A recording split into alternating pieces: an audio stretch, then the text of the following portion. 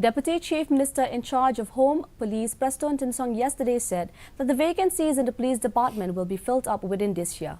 Talking to reporters, Tinsong admitted that there is shortage of manpower in the police department. He said that presently about 1,000 plus personal interview is being called, and after the personal interview, the process is complete. Now the government will advertise about 1,500 posts in the police department alone.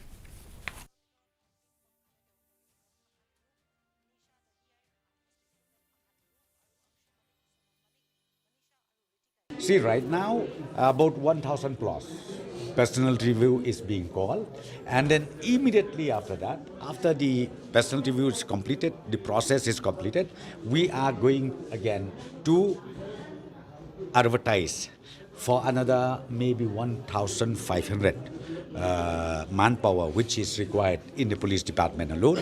So I'm sure this process also will start very soon. We'll make sure that the vacancies that we have, the shortage that we have, will fill it up within this year itself.